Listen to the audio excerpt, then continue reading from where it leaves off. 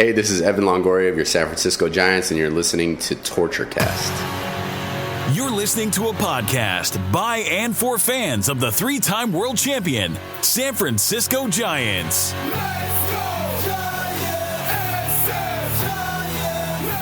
With hosts Chad King and Eric Nathanson. This is Torture Cast.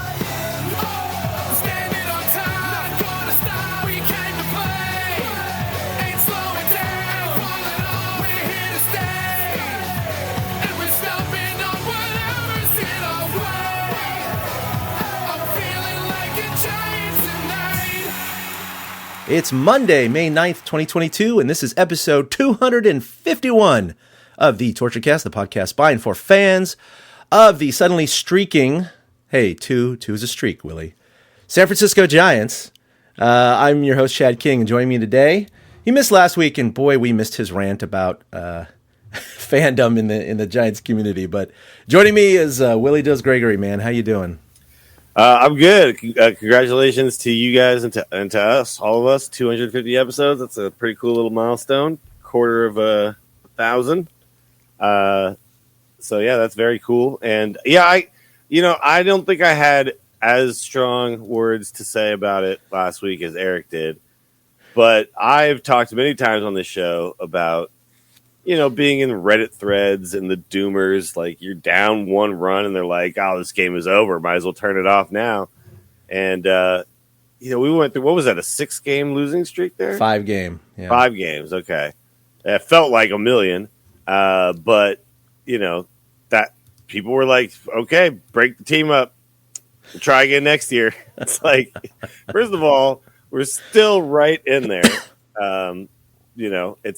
It's so early, and the entire West is pretty much bunched up around a game or two. So, and then second of all, if I were there to rant, I would say, are you guys such fair weather fans that you just look at the score at the end of the day and have no idea what the story of the team is? Because we had like 6 major league debuts during that week. Half the team was on COVID IL. Like we had other guys with actual injuries. I think I saw your name in the box score this week. Did you fly to San Francisco? Did you join them? I might have seen it there. Okay. No. But it felt like it, man. Yeah. But it was just the team was not whole. Obviously, we were going to lose some games during that stretch. So the good news is guys are coming back now, finally, and we are going to see this team at full strength at some point. And for the fact that the Giants are hanging in there like they are with a team that's just kind of patchwork right now, it's pretty incredible. I can't remember the last time we had a stretch of a week where we had this many major league debuts. Like so many games I was watching, they're like, and here's this guy's family. And you're like, who is this guy? Well, I've never heard of this guy. Because the funny thing about what you do during a stretch like this, you're not necessarily bringing up your future stars, right? No.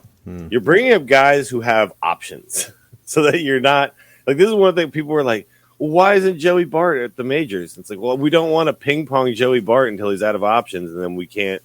Then what do? We have to put him on waivers and hope nobody picks up Joey Bart. It's like, no, you got to bide your time with guys like that. When you're talking about I need to fill in a spot for a day or two, you're gonna see a guy who's what was the guy who got a Cruzan? Is that his name? Yeah, Jason Cruzan. We talked about him last week. Yeah, he got his first major league hit. Yeah, it's like 9 years in the minors or something like that. Yeah, finally comes up and gets his first major league hit, but now he's back down. And guess why? Because he's a guy we can ping pong a little bit if we need. And we said, good luck to Cruzan. We hope you never see you again in the major league level. Yeah, congratulations. Not to be rude, but it's like we don't want to see you again. Yeah. I mean, look, maybe he could have a great future as a minor league manager or something like that. I don't know. Right? There's guys who they're at that level. They never quite are able to, punch that ticket and really get it figured out. And who knows why? It could be a lack of the natural talent. It could just be like, just you never were able to figure it out mentally or something like that. There's perennial minor leaguers. It's just a fact of the game. And it's okay. But we had to see a lot of them in the starting lineup this last week. So, okay, so they reduced rosters from 28 to 26. We kind of previewed that last week. Eric and I did. But again, this week, because of those injuries and because of the COVID list, which, like you said, things are getting better now, at least it looks like it. These are some of the players that actually appeared in a Giants box score this week, not just on the roster, but actually got action on the field. Played on the field. Luis Gonzalez, Jason Vossler, Sean Jelly, Mauricio Oliveira, Gregory Santos, Kevin Padlo, Luke Williams. I mean, right there, I just read off 6 or 7 guys out of the 26. I mean, that is so many of these kind of, quote, no-namers that, played for the Giants this week. And it just goes to show you how bad the situation really was. Now, most of these guys aren't on the roster as we speak right now because a lot of guys are coming off the injury list. We had Peterson day-to-day. It looks like he's back in the lineup doing okay. Yaz and Lamont are back. They both hit bombs yesterday.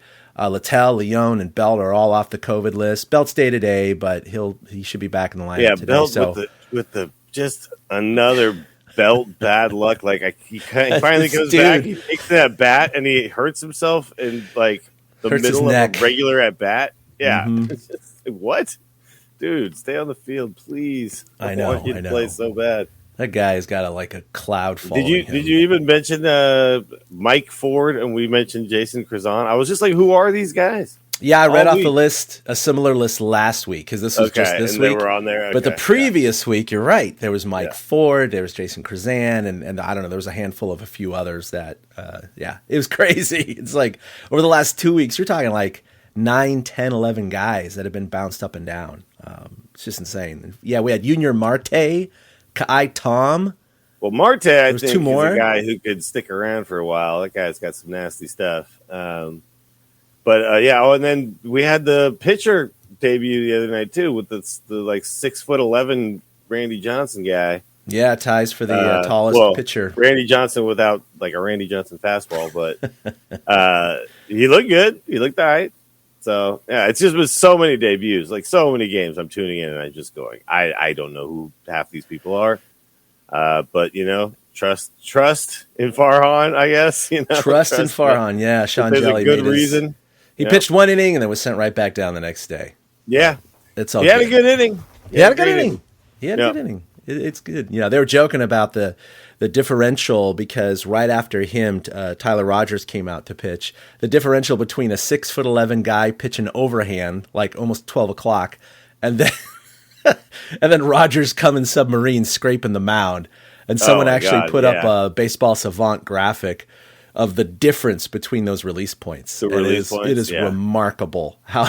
I mean, it's like 7 feet or 6 feet difference, But Yeah, good stuff.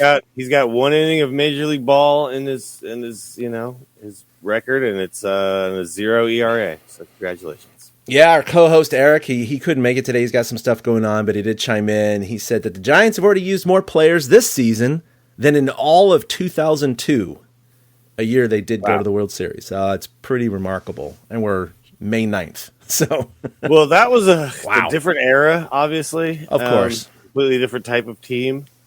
I think even without all of the injuries, I think we would have seen more movements anyway, just because of the way that they managed the bullpen. We also, in that span, because of the starting pitching going down, have had so many of these bullpen games where you get like 9 guys come in, and each take an inning, and that's it's like it's going to tax us over time. I'm actually one of the biggest concerns out of this whole last few weeks is I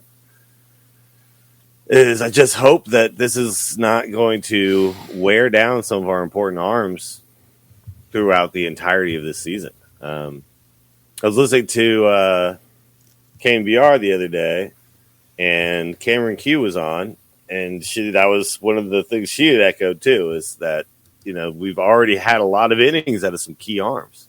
Yeah, for sure. This early in the season, and so some of these guys might need, hey, take a 10-day IL stint and don't pitch for a little while type of thing. So we're gonna have that. Yeah, Jacob Junis was the spot starter yesterday. He had pitched 10 innings prior without giving up a run, and he had 3 hits, 2 runs yesterday in 5 innings. It was fine. It was a great start. Yeah. So his ERA is a 1.2 for the year so far. So this is one of those guys that kind of came out of nowhere, and he might be solid during this first half. But you're right. I do think that because they have a lot of these spot starts and or bullpen games where they literally have 8-9 pitchers in a game, it really drains the bullpen, and it just exacerbates the need for Farhan and company to shuttle these guys back and forth from Sacramento, but also to creatively use the COVID list, the paternity list, the bereavement list, the whatever they can get, kind of squeeze through and kind of cheat a little bit. I think they'll do. They're he's a master at this stuff. There's a little bit of chess going on behind the scenes, so anything they can do. But yeah, the last 2 weeks has been rough on the Giants. They went 2-3 the previous week, 2-4 this week, but they did lose 5 in between. They sit at 16-12. It is third place in the National League West, 4 games back at LA. They are tied with the Rockies. But here's the funny thing, or the remarkable thing. The whole National League West is above 500. All 5 teams, even the Diamondbacks, right? And out of the entire National League, there are only 3 other teams above 500. Think about that. 8 teams are above 500 in the National League. And all 5 friggin' West. in the NL West. Yeah. I mean, that's crazy, man. Yeah, that is crazy. And then you think about it's 16-12, and it's like, well, we had to play a lot of games against some of these tougher teams right now. I would put the Cardinals in that category as well. They got the same record as the Giants. Yeah, they're 16-12. Yeah, so to be 16-12, we've had to play the Mets already. Obviously, the Dodgers recently. Yep. Cardinals. It's not like we're gonna get stretches Padres, where we're gonna be able to beat up on. Yeah, we're gonna be able to beat up on some. I mean, we got the Reds coming up at the end of the month. All right, so. And then, by the way, the Reds, that has to be historically bad, right? What's going on with them right now? God, I looked at them. I don't know what it is now, but they were 3-22 the other day. They're 5-26 now, or something like that. So they got 5 wins. So they got 2 more. Wow, you go through their stats, and you know how you have the whole spectrum, but even the worst teams are kind of bunched up in ERA at the end. It's they're bad, but they're all kind of together. Yeah. Their ERA is a full run and a half worse than the next team. They're so bad this year, I don't understand because the Reds, I feel have been an okay team for a while.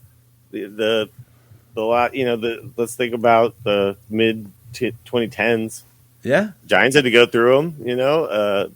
I guess it's just I don't keep up with what's going on in Cincinnati, so it was kind of a shock to me when I saw that, and I was like, I got to see what's going on here. I guess an extreme rebuilding year or something, or a bunch of injuries. I'm not sure. But yeah, we don't have a team like that in the West that we could beat up on. So, we're going through a period with a lot of guys out. We're playing good teams who aren't going through that same thing. And, there's going to be a scuffle if all those factors come together. So I'm not overly concerned. Like I said, I'm more concerned that a period like this is going to put stress on us later on. Right. Yeah.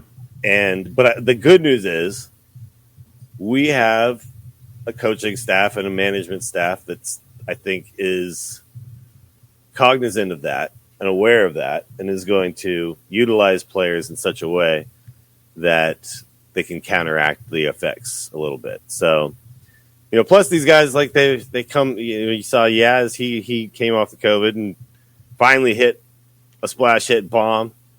Looked good. Lamont hasn't played, and he was 0 for 2, and then next thing you know, 1 for 3 with a home run on the season. So, when guys come back rested, those will always be boosts for us.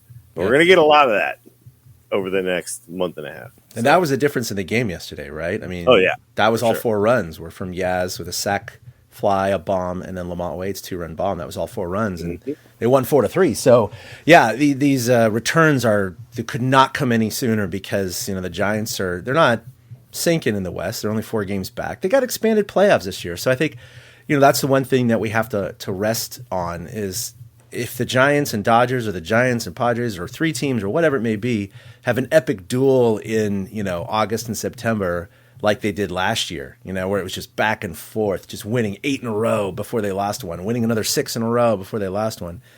And they come down and they win the final game of the year to beat the Dodgers by 1 game with 107, their franchise record. I mean, it took everything the Giants could throw to get that NL West title last year. If that does not happen this year, because the Dodgers look like they're picking up where they left off, they're won 6 in a row, they got the best record in the bigs right now, blah, blah, blah. They're a freaking all-star team. But if they run away with the West or just win the West, the Giants have plenty of opportunity to win. Like we said, if they win 90 games, they're almost guaranteed a playoff spot. So they're on pace for 92 right now. So, if they win at this clip, they're still fine. They're still going to find their way into the playoffs, and that's all that matters, really. And honestly, I think we're better than a 16-12 team. So I think so too. Yeah, it's just we haven't been able to put the team on the field. So it's to me, the hope here is that all the weird, freaky COVID stuff is all happening now for us. Mm-hmm. And so then later on, other teams are going to experience it and we will not. I think it's weird because COVID hit so many teams much harder in 2020 and 2021, and the Giants really escaped it. Now that COVID is kind of reduced, I know they're starting to creep up in places in the nation, don't get me wrong. But overall, it's historically low right now. But it's really hit the Giants hard. It's very bizarre. It doesn't make sense. But all it takes is, a couple guys in the clubhouse to get it. One guy. Yeah. And that's it. And then starts spreading around. They're not wearing masks anymore. They're all high-fiving and doing whatever again, So, if you get into the clubhouse, then it will spread.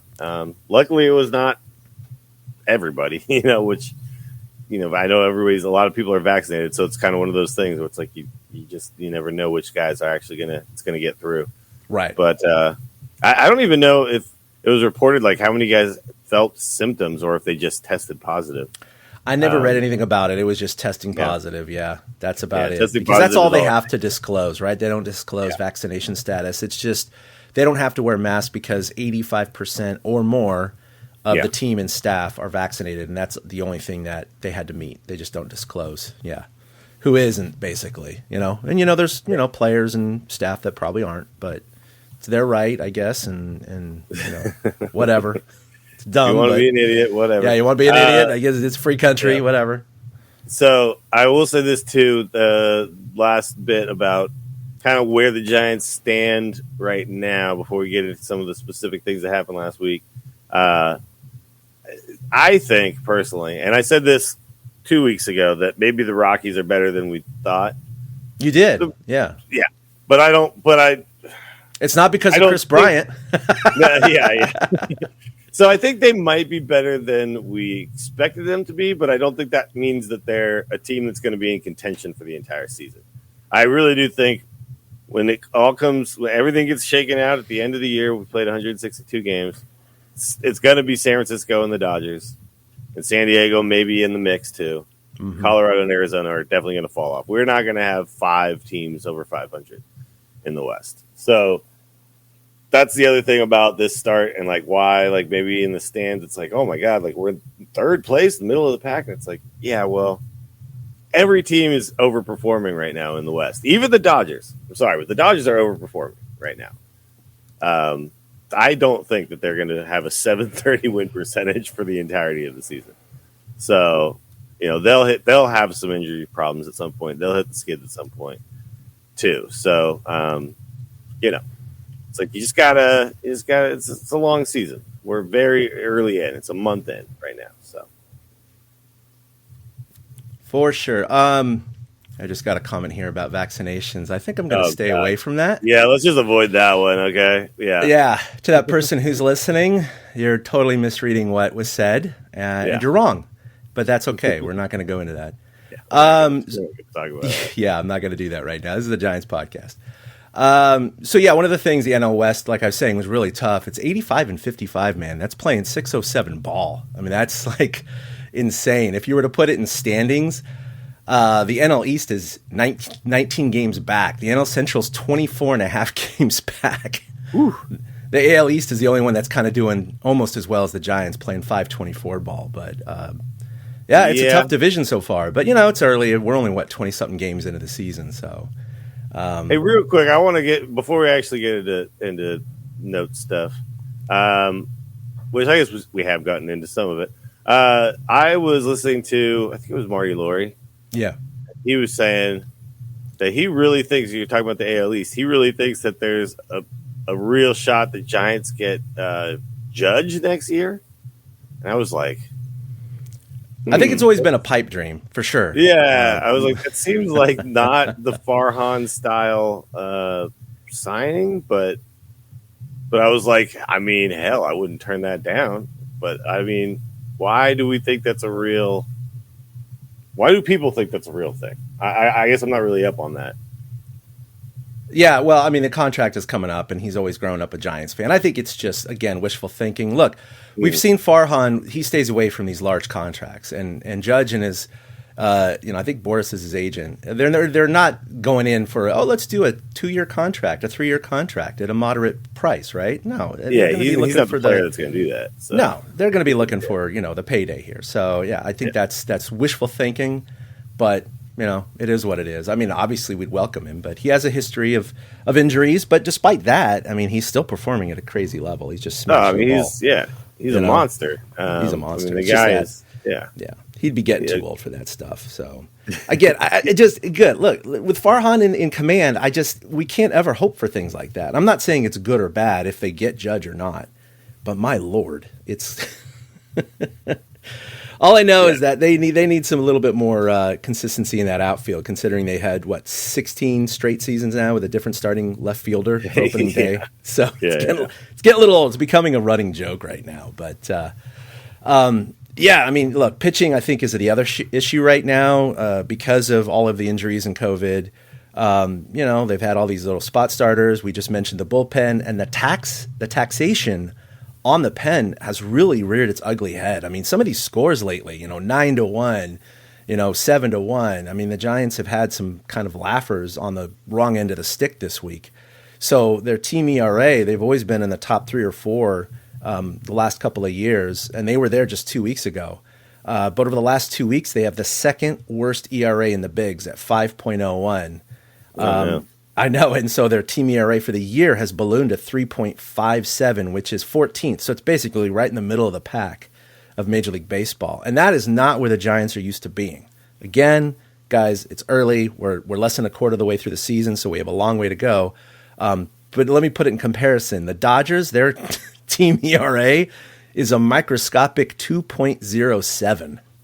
Team ERA? Team ERA, 2.07. I mean, my Lord, that's it's almost half of what the Giants is now. So, it shows you kind of the spread and what's going on right now in the NL West. And the Giants still find themselves at 16-12. So they're doing fine. They got a positive run differential. They're getting all their guys back. Just something to note that I think you're right. I think this has just already started to tax the pen. And there's been some of those, laugher innings where, the Dodgers piled it on, the Cardinals piled it on. On the first 2 games of the set. And that just really kind of artificially sort of inflates your ERA, but it's still part of it. So it all counts. Well, I think so. The guys who are inflating it is probably like the Jake McGee hasn't really started off very well. I know Tyler Beatty had a couple of rough spots, but and then DeSclafani, but he hasn't thrown that many pitches. I'm actually looking at the ERAs now. Yeah. And Logan Webb is actually a lot higher than I think he'll end up being because he's had a couple of rough starts. He got the win, but it's been a couple of tough starts. A couple of scuffles there. Little scuffles there. The Giants have picked him up, but he's been hit kind of hard lately, so that's a little bit of a concern right now. But let's talk about something positive. The Giants have not lost since Buster Posey Day happened. Oh yeah, on Saturday. So that was really cool. I was hoping to make it up there. My leg just wouldn't allow it. But I did watch the pregame festivities, and I thought they were great. The Giants just always put on a great show for these kind of events. Ran a little long, game started a little late, but I don't know. Did you get a chance to see everything? Unfortunately, I was working a double on Saturday. So I was watching on my phone, but I did go back and get a chance to kind of watch some of it. Like I didn't watch the whole thing. It's one of those things where it's like if you're not watching it live, you're kind of like, do I watch the whole thing? But it was really nice. A lot of people back. So Brian Wilson was there, which is pretty cool. But it was just good to see the Giants do this for somebody who has also recently come out and said he would like to do something with the organization going forward. Yeah, he did, which was good. Yeah, I guess my assumption was that Buster Posey wanted to move back to Georgia with his family. Right? Oh, he is. That was kind of okay. In fact, he's selling his property up in the North Bay. So he definitely is. He's moving back to Georgia, but that doesn't mean he can't, help virtually or come out for, like kind of like Will Clark does that. He's a special assistant, but he doesn't live in the Bay Area, so he flies out here, like once a month or every other month to kind of check in on things, so to speak. Yeah, I mean, I would love to see him work with our young catchers. Just specifically do something like that, and then maybe he could. You know what else you could do? You could be our scout in Georgia. There's so many things that can be done without being in the ballpark every day. But that was just really cool to hear. He doesn't have to do anything, by the way, for the rest of his life. I mean, didn't he have? Was it Under Armour? He had that big deal with. So I mean, he was an early investor into Under Armour, and then they were bought by, I guess, Pepsi, and Anyway, he's good to go. He's good to go. It's already been calculated. He's making more from that one deal than he did for his entire Giants stint. So it gives you an idea of but the how fact well that he's doing. This is funny because we never had a Timmy day, right? When Timmy left. Yeah. And I think he's the last guy I can think of who was as beloved as this. And then, it's like we should have had a Timmy day, don't you think? But the problem was that Timmy was trying to pitch still. He was trying to pitch. I think that's what it was. Buster was so just, that's it. I'm done. I'm retiring. Boom. Yeah. So it was very concrete, very, clean exit. You're right. Timmy tried to come back for several years and with different teams, and it just kind of fizzled out slowly. And he technically still has not announced his retirement, technically speaking. Yeah. So I think that's part of what's going on. I was hoping he was going to be there, man. Because they had, I mean, think about it. They had, Will Clark, Barry Bonds, Matt King, Gregor Blanco, Gabe Kapler, Bruce Bochy, Jeremy Affeldt, Benji Molina, right? They had all these guys there, Brian Wilson. Where's Timmy? He got a couple Buster hugs after no hitters, right? And they talked about it, and they showed it on the board, and that was a bummer, also, man. for a while, though, used the secondary catcher in all of his starts. You remember that? He was always, it was like every Timmy start, he was using the other guy. He did a lot, So, Hector Sanchez or whoever. I don't know if there was something there between the two of them, but, I don't know. I can't speculate on that, but I will say it would have been nice to see him. I would like to see, and I would like to see the Giants maybe have a Timmy day someday. I mean, he came back for Bruce Bochy's, right? He came back for Bruce Bochy's retirement. But I think that was that was no shade at the Giants. That was just ultimate respect for Boch, right? And so, I'm sure he was invited for Buster Day. I don't see how he wasn't. So he just probably just didn't want to or couldn't for whatever reason. But I do hope there's a Timmy Day one day because obviously he's going to forever live in Giants fans' hearts, along with Buster. But I thought it was a great ceremony. Like always, I think Larry Bear talked way too long. I was like fast forwarding through that. I was like, dude, I love you, Larry, but like we don't want to hear from you this long. Like, just give me Kipe and then Buster. Kipe was great, short and sweet, cracking a couple of jokes, right? Kruk was up in the booth doing his thing.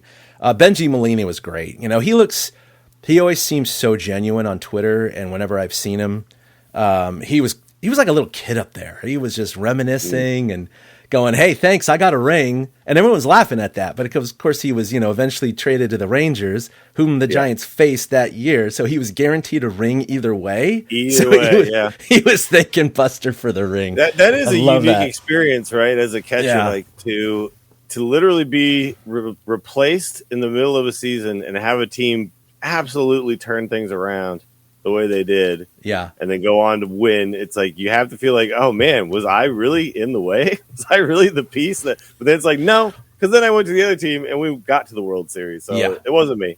It was, it's so funny though, because it's so long ago now, that 2010 season, but my God, when Buster came up and then became the catcher, that was like just a completely different Giants team after that. They never looked back, Yeah, it's, for sure. And I wish I could like go back and watch all of that unfold again, because it was just, I think the only other time that it felt like something like that happened was when Hunter Pence came, and it was just like suddenly the whole team just felt different. But yeah, Buster, when he entered the starting lineup, man, it's like the Giants just caught a gear and took it all the way. And that's why I think this, by the way, people have been talking a lot now because of Buster Posey Day. Does Buster go to the Hall of Fame? And I think yes, because the Hall of Fame is just going to be different going forward. They're obviously deciding that numbers don't matter because, some of the guys with the biggest numbers in history aren't in because of scandals. So if numbers don't matter, then it's got to be impact, right? It's got to be, legacy, that type of thing. And no matter, you don't have to have a 20-year career to have 3 championships, an MVP, 2 comeback players of the year, batting titles. You know what I mean? It's like you can do a lot of things in a short amount of time, and I think that's what the Hall is going to look at. And I also think like Yadier is going to go into for different reasons, like, but again, impact, or just being that good for that long in a really, really tough position. So, yeah, like Buster he's like of the modern era type of player in a nutshell, where it's like, I'm going to play hard, work hard, be a big impact, but I'm not going to have 3,000 hits. That's not going to happen that much anymore. No, we talked about it after he retired, and we all agreed that he was a Hall of Famer.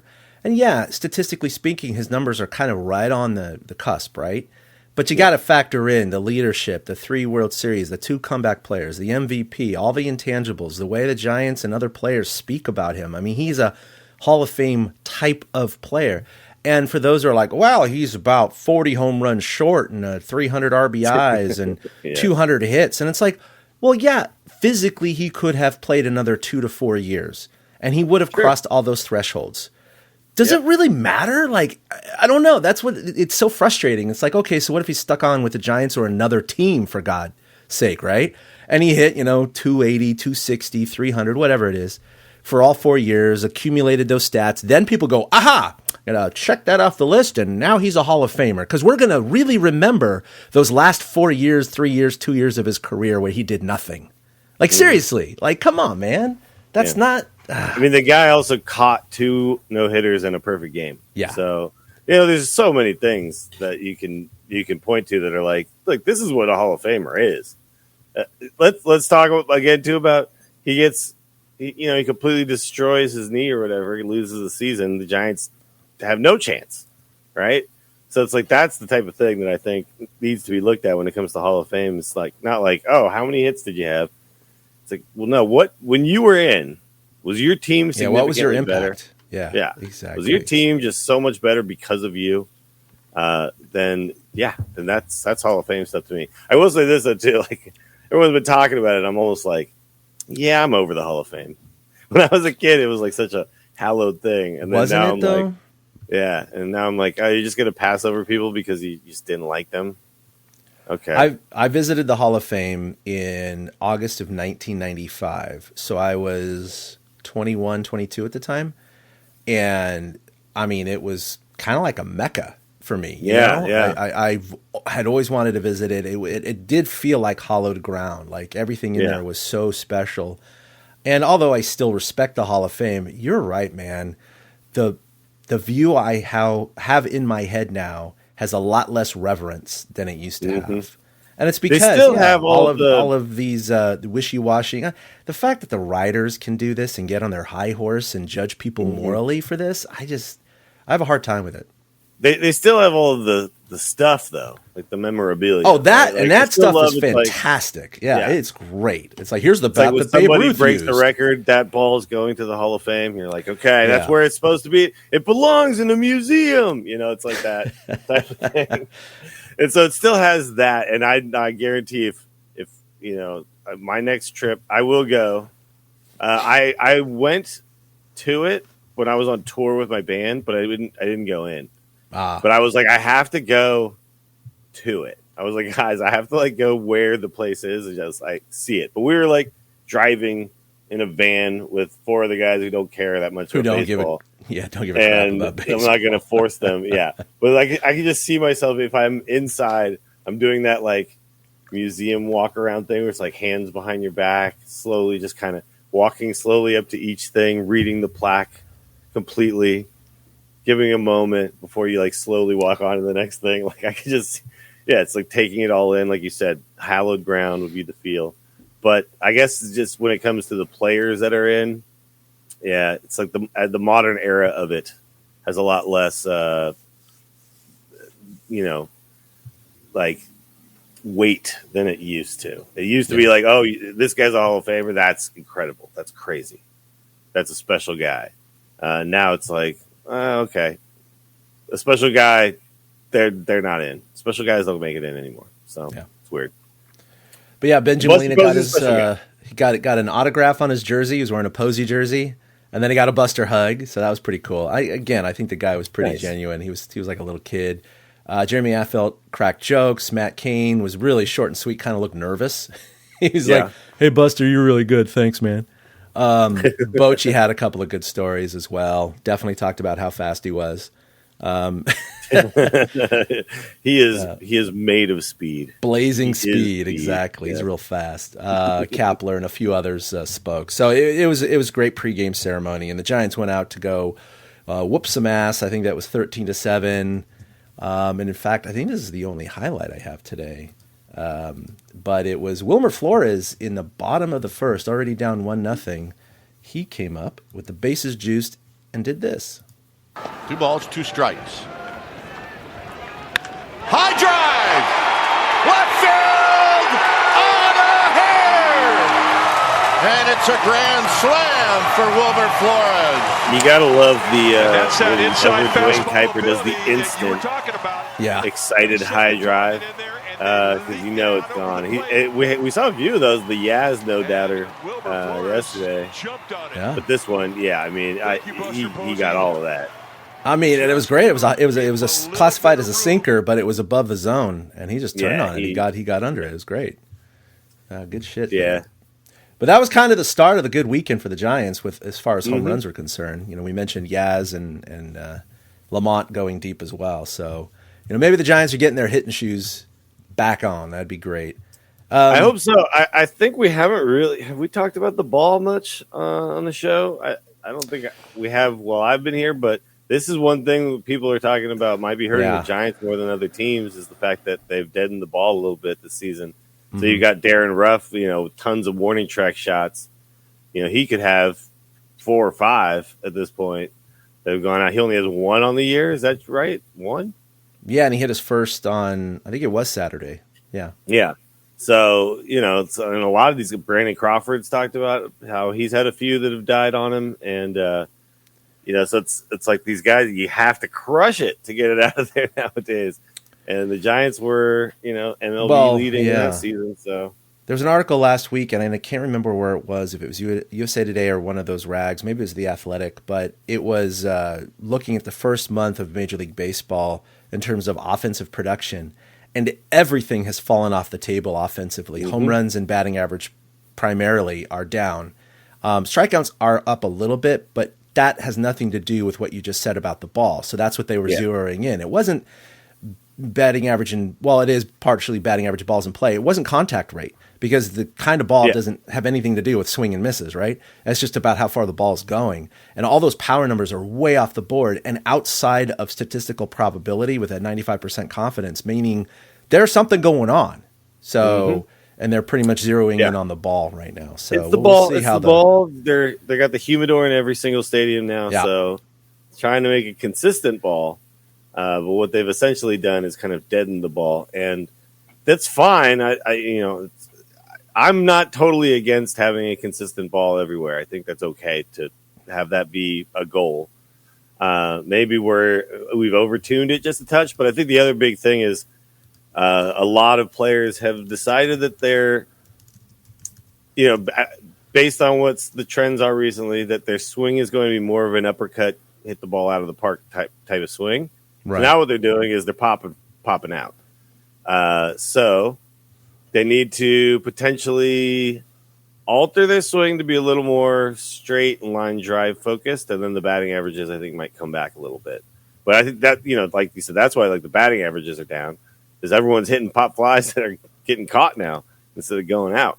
So, it's and that's like the Brandon Crawford special last season was this uppercut swing that part of the reason was if you swing flat, your bat is not in the zone as long as if you have a little bit of tilt to it, right? But the tilt also allows you to get the ball at a launch angle to have it go out more often. Now what's happening is that launch angle doesn't get it out. It gets it to the warning track, and outfielders catch those. So interesting to see how the Giants and Major League will adjust as the season goes on, if nothing changes with the ball. Yeah, and as this data, goes on further, they did control for things like weather. Obviously, in April, you get rain, cold, snow. They controlled for all those factors compared to previous Aprils, comparable weather conditions. All those, they looked at all of those possible variables, and it definitely looks like it's just down. Hey, before we get to the next little segment I want to talk about, which I think is going to be a little fun, we did have a listener, Daniel Butts, ask, can you talk a little bit about why Buster retired? I don't want to elaborate too long, but just real simply, he wanted to be with his family. He was done. Mm-hmm. And that's essentially what it comes down to. He wasn't, he said pains and aches were bad, but he still could have played. It really came down to just being home with his 4 kids. He didn't want to miss any more. And that's it. So it is what it is, and we all miss him, but we're all happy for him too. I mean, he's made his money, and he's got his values where they should be with his family. So I really think he accomplished so much in such a short amount of time. It's like, well, what else do I have to prove here? I could spend more time in a dugout with a bunch of dudes, or I could be around my kids while they're young. As so many baseball players don't get to be around their kids when they're young. Then they finally retire, and now their kids are, teenagers, right? It's like, okay, yeah, you're my big famous dad who was a baseball player, but I don't know you, man. And I think Buster doesn't want to have that happen. He wants to be around. So and he has the luxury to do that. Yep. So yeah, and he came back one last year because he took the 2020 season off to be with his newly born twins that they adopted. And because of COVID, he just wanted to stay away from that whole situation, since he said it was an unknown and he just didn't want to bring it home to his family. He didn't want to get it, all those things.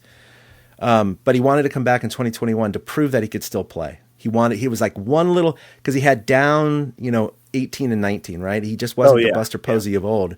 So he wanted to fully rehab that leg, make sure everything was good, take all that time off, let his body heal, be with his family, come back for one last hurrah, hit over 300, 19 home runs, 18 home runs, 107 wins as a franchise. And he's all right, I did it. Peace out. Yep. I know I can play. Check me out.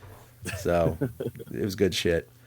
All right. So next I wanted to talk about, I'm not going to bring up a video or anything like that, but just because he's our old friend, the fireballer and red ass Madison Bumgarner had an interesting confrontation with an umpire. His name is Dan Bellino last week. And I'm sure most of you have seen it. And if you want a good, funny breakdown, just Google John Boy. If you don't follow him, look up on YouTube, Bumgarner John Boy or whatever. He does a great breakdown, very not safe for work. So if you don't like profanity, do not watch it.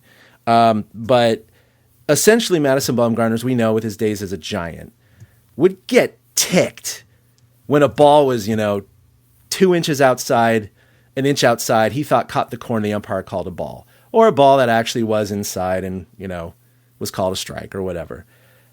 Well, he had a couple of those balls in the first inning, and he was getting visibly upset at the home plate umpire. Home plate umpire didn't do anything, when he got the third out, there was a home run that inning, so it was already 1-0 Miami. He starts strolling off the mound. He's barking at the home plate umpire like he always does. Home plate umpire didn't do anything. He walks over to Dan Bellino, the first base umpire, who did the routine check for spider tack or any sticky substances on his pitching hand. Nothing routine about this check. There was nothing routine about this. In fact, last year we saw the routine checks of caps and mitts and gloves, right? They've stopped that. They've gone directly to the hand now. And if you see umpires, they come up and it's almost like a soft high five. They kind of look at it and like rub their fingers like a split second across their hand, and they go, "Okay, yeah, you're good."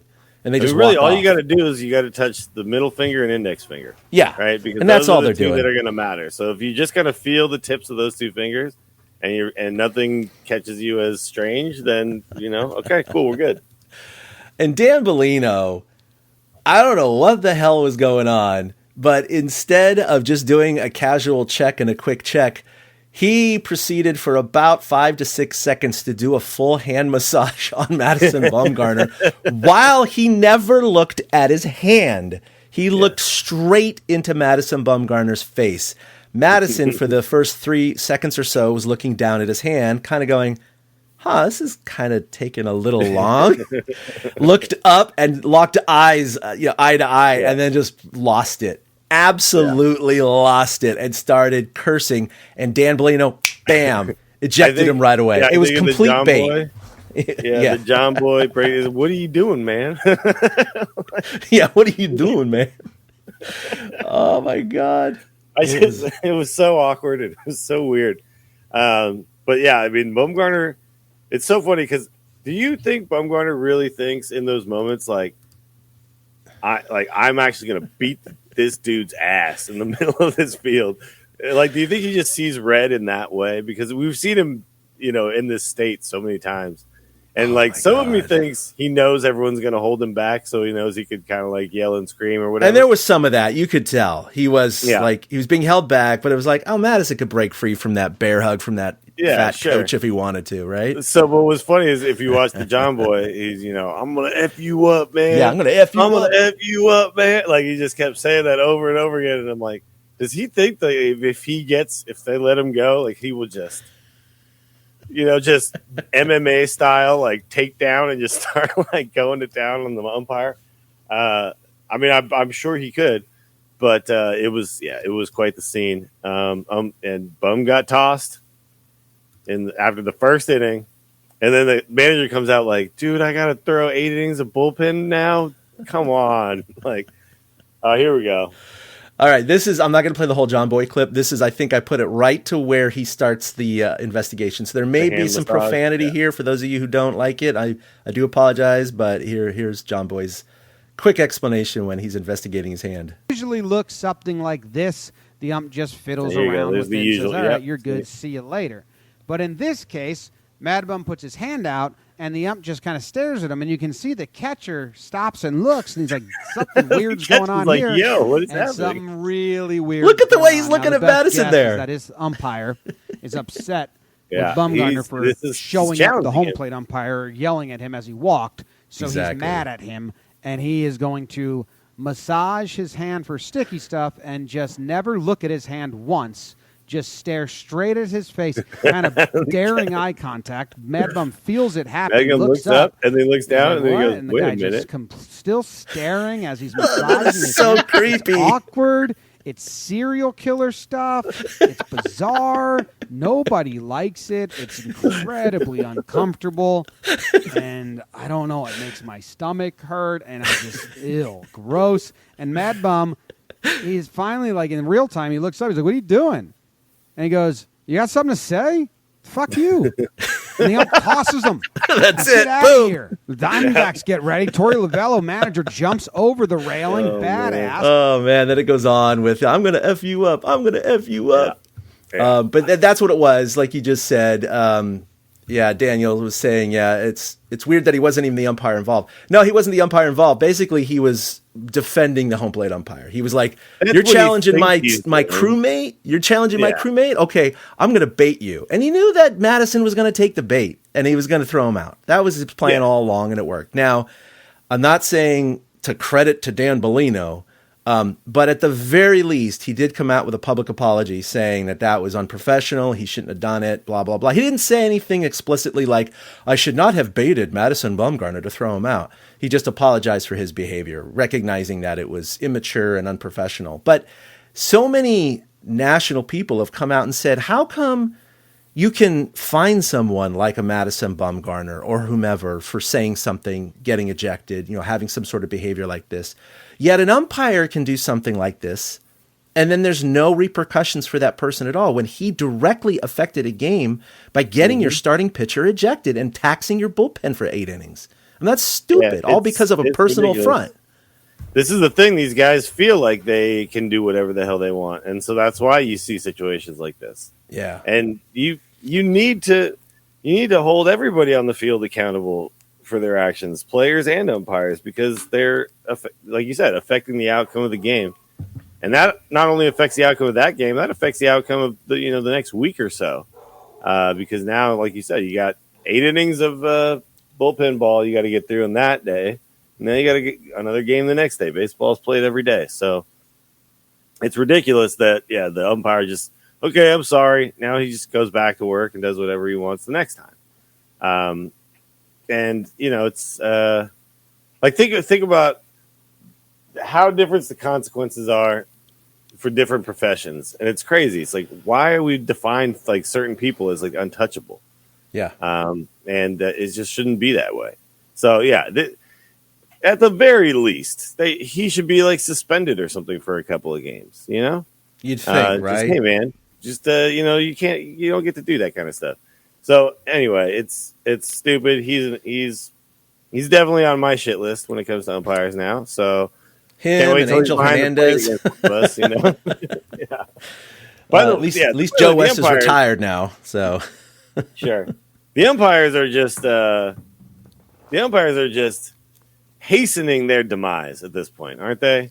Because so far we've already feels seen like it, dude. Yeah, of dumb stuff, and with all the talk of robo umps. Well, and the fact that recently Major League Baseball has adopted so many technological advances. You got the catcher with a friggin' Power Glove on now. It's a Nintendo Power Glove. You're right. Yeah. Yeah. And so everybody's embracing changes. Man, it feels like a robo-ump is a change that a lot of people will embrace right now. As the big reason it would struggle is the umpires union, but MLB is bigger than that. So yeah, I think they need to be a little more careful right now. They're acting like it's never going to happen. And I'm like, I don't know, guys. Yeah. You keep acting like this. You lose your privileges. Your job damn could bastards. be significantly easier in a couple of years. Which, by the way, you still have to have a home plate umpire back there, right? You still got to like call safe and stuff like that. But, I would like to see it. I would like to see like maybe they just hear a little beep or something in their ear when it's a strike, and they don't when it's a ball, and then all they have to do is relay that to everybody else. Right. But yeah, it's like, guys, settle down, umpires. I got one thing to say to the umpires: pull up your pants, take off the bra, and be a man. Nobody's there to see you guys. Okay. God damn right. That's the whole thing, man. We're not there for you. Anyway. Yeah, imagine a little kid in the stands who's got a Bumgarner jersey on. Now Bumgarner's out of the game because this douchebag wants to have a weird stare down. Yeah. Yeah, it sucks. Weird shit, man. Umpires are a weird bunch of dudes. But anywho, all right, let's talk about injuries. We just talked about Brandon Belt. He's day-to-day with neck stiffness. So hopefully he's back in the lineup today. Time Listella and I almost said Eva Longoria. That's a different Longoria. That's an actress. Longoria are rehabbing in Sacramento. In fact, Tommy Listella went deep in his first game, and hopefully both are back within a week or so. Both are back, by the way. If both of them come back, what do we do? Do we have to send down Luis Gonzalez and Dubon? Because I don't see where else we make room, or maybe it's a reliever. I don't know. Yeah, because they've allowed 14 pitchers until June 1st. They do have to reduce to 13 as of June 1st. So they could get rid of a pitcher now, like the rest of May, whenever they're called back. But eventually by June, they're going to have to trim it to 13 pitchers regardless. So ultimately, by June, if those two are back, I do think Dubon is definitely out of here. And then I would assume Gonzalez or... probably Gonzalez before Estrada, right? Because Estrada's been covering so well. Estrada right now is playing too good to send down too. Yeah, so I think it's going to be Gonzalez and Dubon are going to be the ultimate ones. He's too good of a tool as well. This is what's weird. It's like, in a way, I feel like Estrada makes La Stella a little redundant, right? Because then you're talking about two guys who basically just play second base. Pretty much, yeah. La Stella gives you a little more pop, I think. Tyro gives you a lot more speed. I don't. That's weird. It's like, do you think maybe one of these guys becomes trade bait? No, I don't think they're valuable enough. Yeah, because active roster right now, infielders are Belt, Crawford, Dubon, Estrada, and Flores. Okay, so we know Belt, Crawford, and Flores are locks. So like we said, it comes down to Dubon and Estrada. Dubon's the one that he's the odd man out, but the positive about Dubon is what you just mentioned. Estrada and La Stella. Estrada's play a little short, but for the most part, they're locked in at second base. But Dubon plays all over the field, right? Dubon is like plays whatever. Yeah, whatever, man, except pitching and catching, right? So, I mean, there's value in him, even though he's not performing at the high level right now. And as far as outfielders, you got Yaz, Wade, Slater, Ruff, Peterson, and Gonzalez. So clearly Gonzalez is the odd man out there, no doubt about that. So, yeah, I mean, that's what it comes down to, those three guys for those two, as far as ultimately when the pitchers have to be trimmed to 13. But in the meantime, in May, you could see someone like just a Gonzalez going down and a pitcher. Yeah. And then we'll see what happens. And when you look at like the pitchers who goes down there too, because it's kind of awkward there. It's like I'm trying to find a name that makes sense. McGee's not going to be the one, even though he's the one probably struggling the hardest. Like Brevia right now is getting more innings than anybody. I don't know if he makes any sense. Yeah. So I don't know what the name is there either. I mean, the Giants are about to face a serious roster crunch as some of these guys get healthy. Yeah, but that's okay. I mean, it's a good problem to have. They need their full team back. So. Speaking of transactions, I'm just going to go through this super quick and just kind of touch on the highlights. But starting earlier in the week on May 2nd, when we last recorded, Carlos Martinez, starting pitcher, was released. I already mentioned La Stella and Longo were back up to Sacramento rehabbing. All those names we talked about earlier: Padlo, Ford, Krzan, Williams, Littell, Santos, Sammy Long, Mauricio Oliveira, Sean Jelly, Jason Vossler, right? All these guys were either, optioned up or down this week, basically. All those guys went up or down. As far as other signings, we had a Scott Alexander signed to a minor league contract. Jake Junis, of course, was called up for the spot start yesterday.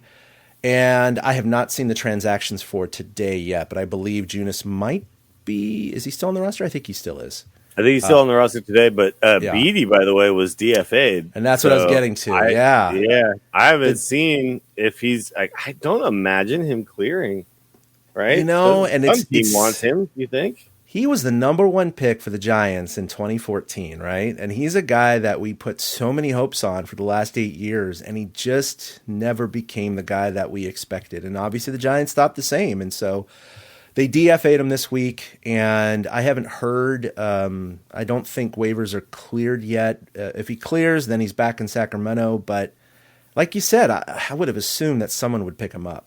I mean, he's not, he's not a pile of trash. He was good enough to make the active roster for, the whole year so far. I mean, so he pitched 9 2/3 for the Giants so far this year, 4.66 ERA in 6 games.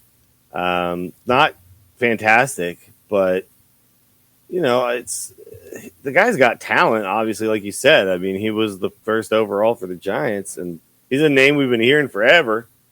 Originally as like a potential starter, and then more recently now as a guy in the pen. I want to see him catch on somewhere if it's not with the Giants. So, because I do think The guy could have a decent career as a middle reliever. So I don't know. When he's pitching well, his stuff looks good. Yeah, and he had Tommy John surgery in 2020, and that was kind of like, that's what was wrong with him for all this time. He's going to come back even stronger, and just it hasn't happened. So you're talking 2 years removed from Tommy John. It's usually about the time you start to be your old self again. I think the issue right now is he's walking too many people. Yeah, 6 walks in 9 2/3. It's just you're gonna give up your normal amount of hits. And if you got guys on because you've given free passes, that's when your ERA balloons. So, but that's it was a surprise a little bit but he was out again. This is why you don't ping pong guys like Joey Bart and Heliot Ramos, because you don't want to get into a situation where there's no more options other than a DFA when you need to send them down. That's where Tyler Beatty is. Sorry, we can't keep you here. And when we send you down, it's DFA and hope. And so, it's very, very possible that his Giants career is done. Yeah, it's really interesting looking back on the 2014 Major League Baseball draft. He was number 14 overall, number 1 for the Giants. And here, the list is not as impressive as I thought it would be. But there's a couple of notables on here. So here we go from pick 1 through 14, right? 1 was Brady Aiken by the Houston Astros, a left-handed pitcher out of Cathedral Catholic High School in California. He never signed, and he never played. I don't know the history behind him. I think he went to one of those professional baseball development camps and thought he could hit it big or something, and it just didn't happen. Number 2 was Tyler Kolek, Miami Marlins. Haven't heard of him.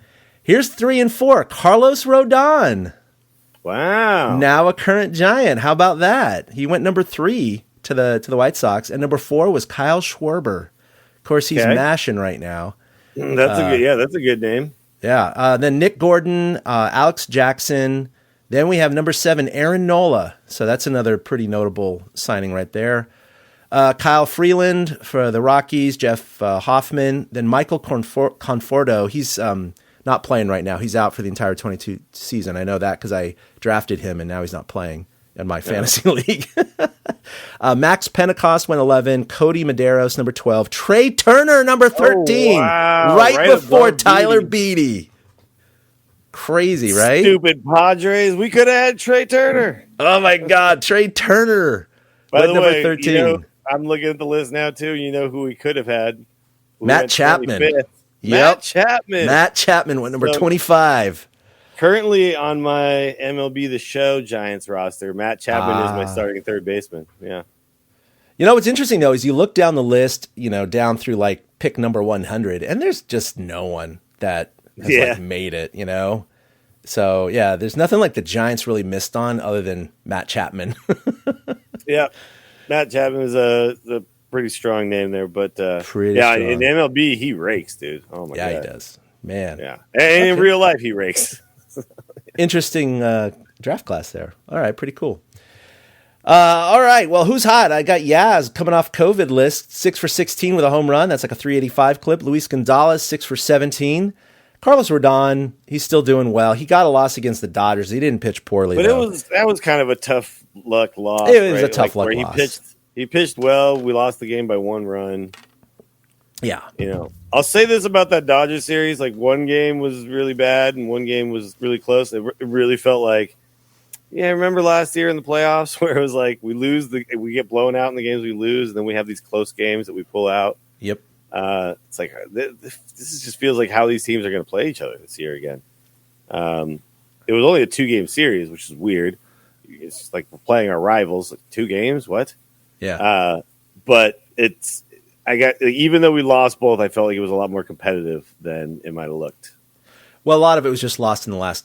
It was the 7th inning that just unraveled for them. That game. So it didn't do well. That was also the game. I think another one of the games that McGee just laid an egg. I don't know what's going on with that guy right now, but his velocity is a major down. concern. Yeah, he's a major concern. His velocity is down, and he's relied so heavily on the fastball recently. It's like he either needs to develop another pitch. He has another pitch. He just doesn't use it. So he needs to maybe start using it more, or he needs to figure out mechanically why he's lost his velocity, because it's 2 or 3 miles per hour on his fastball. That's a massive difference when you're talking about how good these guys are, right? Yeah, for sure. So, it's the difference between a guy like just fouling one off or whatever and a guy just squaring it up. So, especially when they can just sit dead red fastball because they know that's what he's going to throw. Like, the reason it worked so well for us last year was he was able to locate it perfectly all the time. Like, it was just right above the hands, just off the plate outside, just low. Like, he really liked the high fastball. He was able to move it around into places where the bat wasn't able to square it up.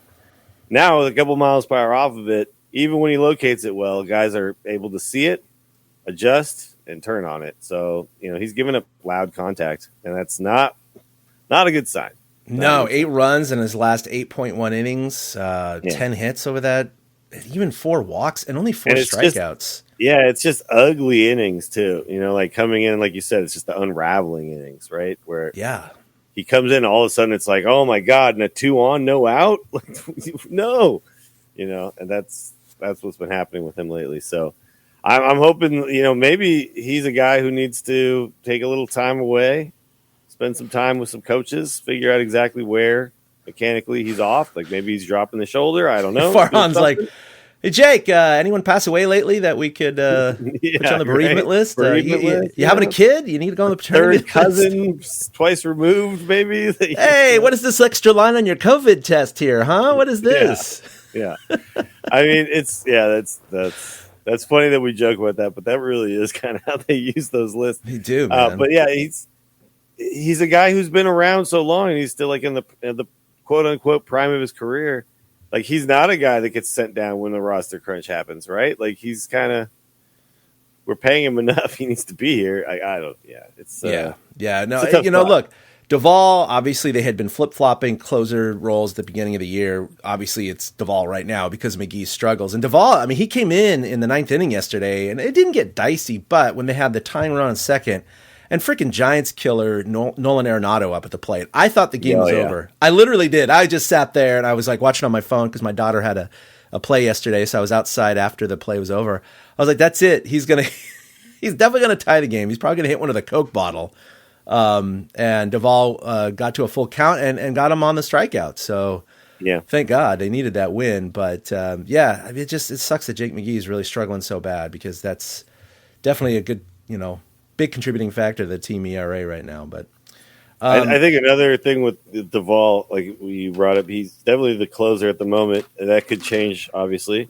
Yeah, he's relying way too much on the slider right now, and he needs to be able to mix in the 2 pitches to be really truly effective, to really, really get where he's going to eventually hopefully be.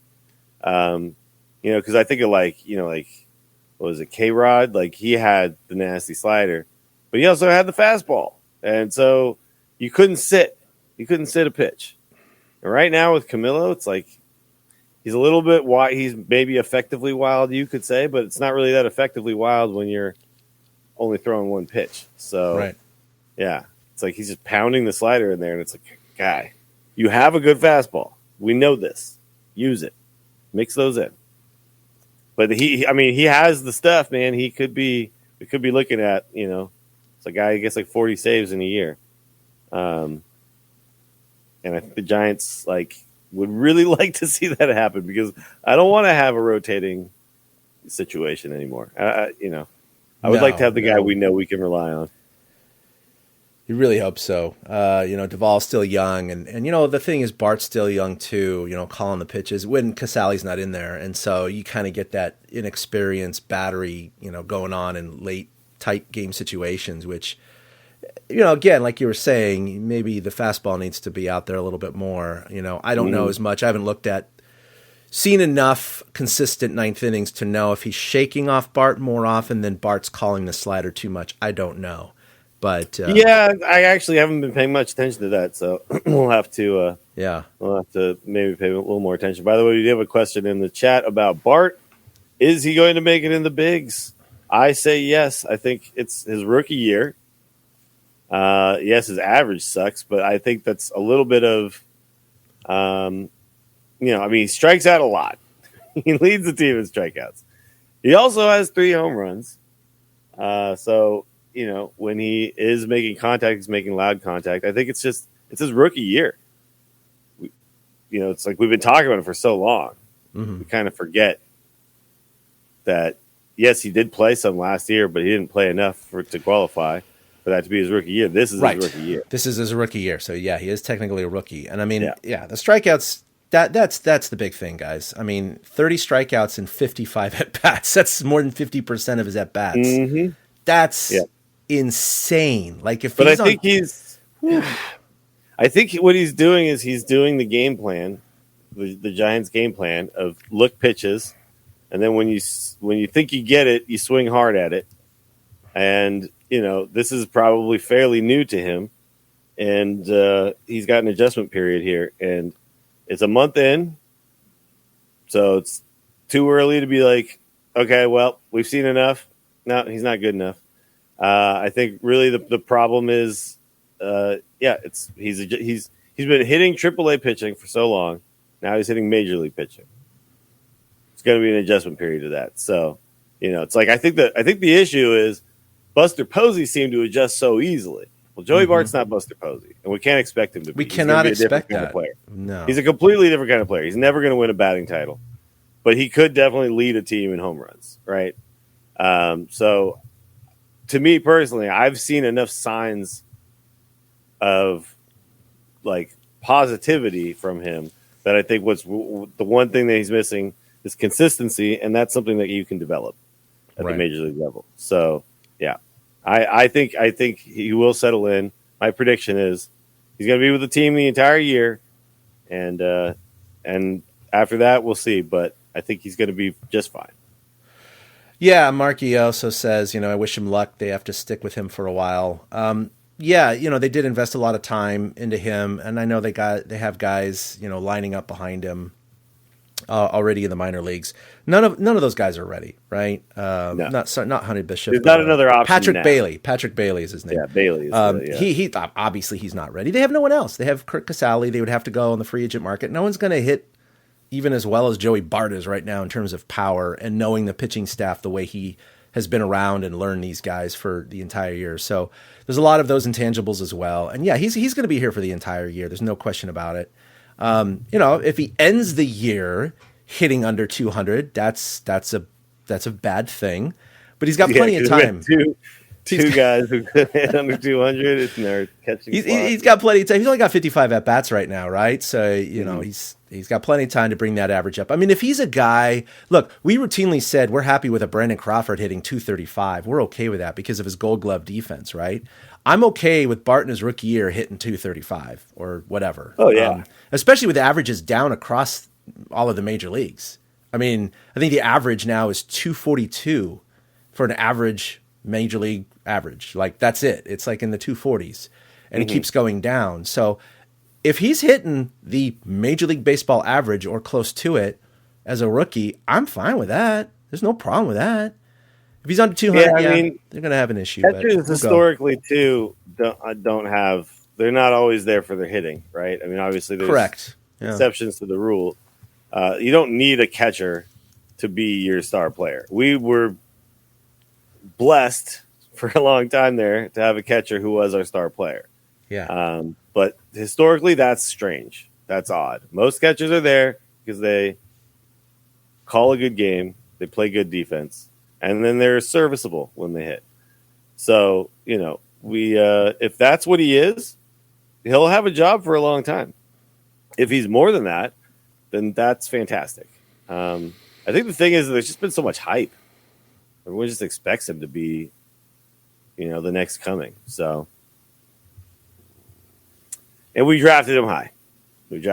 So, yeah. Yeah. And by the way, I said 240 or 245. The current 2022 Major League batting average is 232. Jesus. Yeah. You know what it was? That's insane. What's the average catcher's batting average? Do you have the ability to find that easily, or is that? not where in the page I'm on. They don't have it sorted by that. Okay. But you have to can't imagine sort it's by probably a position. little bit lower. It's got to like be you lower said. than that, right? Yeah, So, traditionally, catchers are lower. So I mean, that's the average. These are the averages in the years prior. 220s. Yeah. 244, 245, 252, 248, 255, 255, 254, 251, 253. So there you go. Everything's 244 to 255. So, yeah, I mean, it is what it is. The game's evolved. The ball might not be flying as far as we said in the beginning of the show. Yeah. 232? Damn. Yeah. That's bad, man. Yeah. So anyone you complaining out there that, he's only hitting 245, you go, well, that's above Major League average. Yeah, he's a wins above replacement. Look at those, because the replacement is a guy who's hitting 237. That's right. Holy crap, that's amazing. All right, so hopefully Darren Ruff is coming out a little bit. Small sample size, but he's 6 for his last 20. He had that bomb on Saturday, so we'll see if he starts waking up. And I'm going to go with Player of the Week. I'm going to take Yaz, who I mentioned earlier, was 6 for 16 with a bomb coming off COVID. I think the Giants need a little shot in the arm like that, and so he's been playing well. Who do you got? So I got like a little bit of a fandom pick. This isn't based on numbers. It's based on just the fact that I think the impact of him coming back is going to be huge for the team, and that's Lamont Wade Jr. Just the fact that he came back and that quickly put a ball into the seats was really, really good for the Giants. A great sign. We've been sorely missing his bat. It's just like an option that we couldn't go to, And obviously late night Lamont, we all want to see that back again. The ability to pinch hit late innings and have a significant impact, But I would say honorable mention would be Darren Ruff, because like you said, 6 for his last 20. The guy's been doing everything right. He's been, having at bats that are battles. He's been putting the ball in play, hitting it hard. It's just everything's at somebody or to a warning track right now with that guy. So I think hopefully these are, it's like the fruits of the labor are showing up. And he might be my guy next week. We'll see. For sure. And then, of course, our lovely segment at the end, which was getting a little, no, it's not questionable from a bad week. I'm just joking around. But why are we going to, I'm not one of those fans, Willie, who was like, oh my God, the season's over because they've lost 5 in a row. Why are we going to win it all? Pray tell, Willie. Well, I'm just going to, so people who are fans of the show know that I'm not a guy who believes in like dumb stereotype or superstition type things, right? So things like, hey, save some runs for tomorrow. It's like, no. You pour them on today. You do as much as you can every time you can. That's not how it works. You don't have 13 runs one game and then, that we used all of our runs up now for the week. You don't use up runs. It's not how it works, right? Runs are produced. It's not like we borrow them from a bank, right? They're independent events, exactly. Yeah, you don't start the season with a certain amount of runs, and you have to distribute those among the games. But Belt, in his career, has a strange history of getting hurt in really weird ways. I'm hoping that what we're seeing right now is that all the weirdness is happening at the beginning of the year. So at the end of the year, we're not going to get a random thumb break right before the playoffs when he's mashing. So, all right, get your COVID, tweak your neck on a swing, do all that stuff now. And then when we're in September, none of that's all the weird bad luck has happened now. That's my hope. I want an October with Belt. That's what I want. And if we get that, we will win it all. God, Belt. I mean, him and Jeremy Affeldt, man, they had some of the weirdest injuries. Yeah. Those two guys crack me up. They just feel like, like if you lived with them, they'd just be stubbing their toe all the time. Oh, totally. Just you're like, I'm never going to ask him to help me move because I don't want him to drop something on his toe. You want to bubble wrap him. I think, Jeremy Affeldt hurt his knee once throwing his kids in the air. He sliced his hand open trying to separate making a frozen sandwich or burger something? patties. No, it's frozen burger patties. He jabbed a knife in Frozen burger between patties. and he cut his hand. Yeah. I was like, dude, use a butter knife. Use a fork. Don't use a freaking Right. steak knife, man. What are you thinking? Yeah, he was out for a long time on some of those, man. But I mean, so this is the thing. It's like we lost that series to the Dodgers last year with no Belt. Belt, who was the best player down the stretch for us, and Belt, who, when you look at his numbers when he's in, are comparable to guys like Mike Trout. You know, you can't say this for certainty. I really think the Giants would have won that series if he was in there. I really do, because that's how close the series was. It was one at bat. It was one home run. It was. Sure. That's where it was, you know. And I'm sure the Dodgers could say the same thing about guys or whatever there. Well, they were missing Max Muncy, right? Because he blew out his. But he didn't play like whatever. First game, and then he hurt his elbow, and he hurt his elbow in one of the games, right? Yeah, I think it was game one. Yeah, he hurt his elbow on the. So I mean, obviously, like you're never gonna have all things be equal. No, but that's part of the game, right? Yeah, but if you give us Belt for all 5 of those games, he's gonna hit a few home runs in that series. I'm pretty sure. So he's gonna do something. Just the way he was hitting at the time, and the way he's hit when he's been in this year. It's been fantastic. He had a little bit of a scuffle there after he started incredibly hot, but he's still like sitting on 4 home runs and not that many at bats. So, the OPS is high. We need to have him in when it counts, when it matters most. Well, I'm going to say we're going to win it all. I think it's been very evident the last 2 weeks if the Giants can stay healthy most of the year. Mm-hmm. Boy, I mean, the Giants have depth in terms of guys being able to fill in different roles all the time, but they can't rely on 5, 6, 7 regulars going down at the same time. That's just too much. It's too much for really any team, to be honest, right?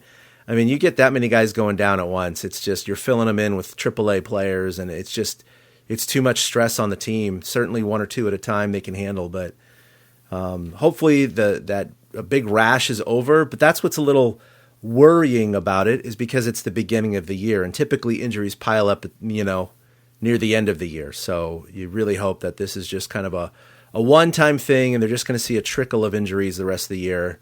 Nothing like the rash of COVID and injuries they've had, but that's. I was about to say, sometimes though it happens in the reverse, and that's when a team does win it all. Right? Is look at like the Warriors were hurt all year, and then of course I say that, and we just had a guy like break his freaking elbow. Yeah, it was Gary Payton. Do we call him Gary Payton the second? Is that what it is? Yeah, GP2. Yeah, so he broke his elbow on a stupid, dirty play.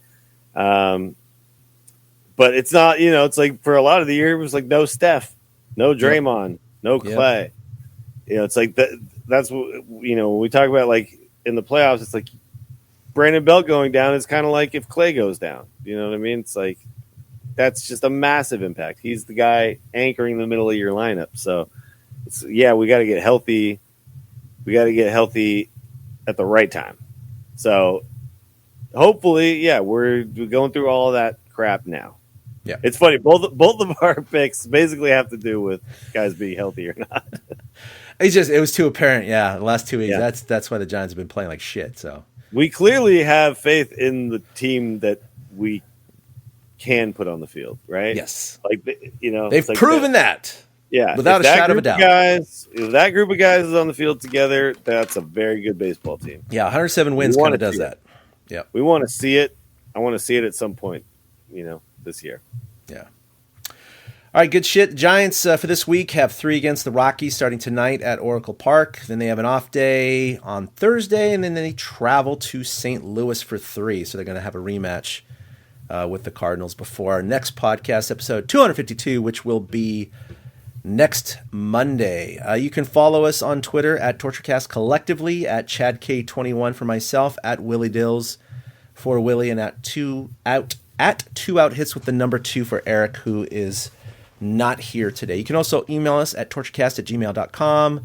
We also stream this every week for those of you who are listening to the audio podcast. If you ever want to join in on the conversation, you can do so at facebook.com/torturecast. We'll be live around noon to 12:30 Pacific every Monday or so. And, of course, we post all of this stuff at torturecast.com. Willie, you got anything to pimp or talk about? Not really. I will say this, though. I recently downloaded, I mentioned on the show and talked to you about how I got this new gaming PC that's awesome. I downloaded WWE 2K22. I haven't played a wrestling video game in so long. But what this game has is the ability to customize wrestlers, creative wrestlers, so well that what has ended up happening, Daniel Boots, what's up, buddy? I'll say hi back in the chat. But anyway, it has the ability to customize so well that there's all these creative characters that you can download, and they'll be like Batman and the Joker and Superman and Spider-Man and whatever, and they look incredible, right? Like they look like these characters. And then you got, it's like you could get like, John Wick or, whatever, like, right. And then Snoop Dogg and Biggie Smalls and stuff like that. And they actually look incredible. So at some point, I'm going to try to get Justin Robert Young and me, and we're going to just create a crazy Royal Rumble of random characters. And then we're just going to call it like we're going to be the announcers, and I'll stream that. So that's going to happen at some point on twitch.tv /Willie Dills. So when that does, I will tweet about it. Yeah, I definitely want to tune into that. That'll be entertaining with you two doing that shit. Yeah. Oh, that'll be great. It's like, oh my God, here comes Donald Trump. He's coming into the ring. Oh my God. It's actually freaking hilarious. And even though like it's funny, like my game time, I have this gaming PC. All my game time lately, and it's probably because the season is going, has just been playing MLB The Show. Like that's just all I'm doing. Like I get home and I'm like, I could play Elden Ring, or I could continue my Giants season here, and see what happens. By the way, my Giants team in MLB right now, I got Aaron Judge. Like I said, I got Matt Chapman. I got friggin', oh my God. What's the second baseman from the Astros? Why am I blanking on his name? Little guy. Yeah. Why am I blanking on his name? Oh, it's contagious because now you're doing it to me too. Yeah. I don't know. Chat, help me. Anyway, I got, like, at this point with the team, the only guy I got left Altuve. Duh. Altuve, thank you. The only guy I got left is Brandon Belt. That's it. Everybody else. That's it. Forever Giant. Yeah. Well, what season are you in? I think we're like 5 seasons in or something like that. So the fact that Brandon Belt's still holding on is pretty crazy. So you're like 2027 or something like that? Yeah. Oh, okay. But it's, it's like the team, like at this I'm point surprised now, Aaron Judge and Altuve are still playing at that age. Sure. Well, I mean, Altuve is getting up there. Aaron Judge is kind of in his prime, I think. I guess so. Yeah. He's still young. But yeah, it's just funny. Like and then I've got like a bunch of like guys who are like prospects that we've been talking about forever are like finally now on the team. It's just really funny how it kind of goes. It's like a glimpse into the future when we actually get Aaron Judge and sign Altuve somehow. Farhan's not doing that. No, I don't think it's happening. This is called fantasy for sure. Yeah. But maybe we can hope for they're going to have a lot of money. Additional funds cleaned off the books next year. You never know. I doubt it. You never know. We'll talk about that in the off season. All right. Well, that'll do it. Oh yeah, Marco Luciano is actually playing now. He's going to be up there. There's no doubt about it. And he's actually really good in the game too. They like he's always had like the A+ rating. Right. He's like when they have like the potential in the game, he's like an A+ potential. It's awesome. Well, as far as all the guys in the minor leagues, I think that's when everyone's looking forward to, for sure. Mm-hmm. He's the up and comer right now. Maybe he's like a George Springer type or something like that. Yeah, we'll see. Very possible. I mean, what is he, like 19 or 20? I mean, he's still like a baby. Yeah, I think he's 20.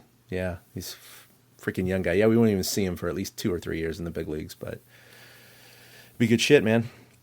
All right, well, that'll do it for episode 251. Go ahead and download our podcast wherever you do get your favorite podcasts. And like I said, we stream this every week on Facebook, so join us live for the conversation. We do read your comments and try to answer questions as we go along.